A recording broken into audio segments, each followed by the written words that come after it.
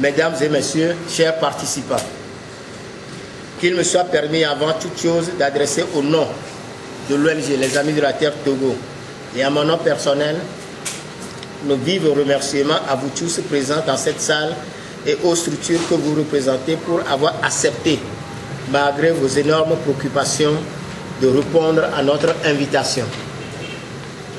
Cela témoigne de votre volonté ardente d'apporter votre contribution à la conservation et à l'utilisation durable de la diversité biologique dans la perspective d'un développement durable de notre pays. Je voudrais donc vous souhaiter la cordiale bienvenue à cet atelier qui, comme vous le savez bien, porte sur l'identification des besoins des communautés riveraines des aires protégées. Mesdames et messieurs, toute activité humaine a des incidences sur l'environnement.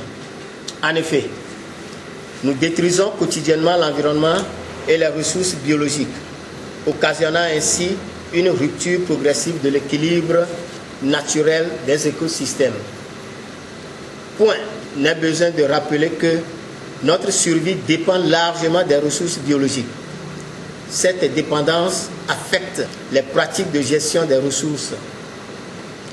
Les richesses floristiques, fauniques et écosystémiques dont dispose notre pays méritent d'être protégées pour assurer la durabilité. Pour ce faire, il est indispensable d'adopter une approche plus réaliste de conservation qui intègre l'homme et la nature, car à la longue échéance, les zones protégées ne peuvent coexister avec les communautés qui leur sont hostiles. En revanche, lorsqu'elles se trouvent dans un bon contexte, les zones protégées peuvent contribuer au bien-être des hommes. Je suis le chef canton de Pessilé, préfecture de l'Aquéran, le canton le plus touché par le parc Oti-Kéran.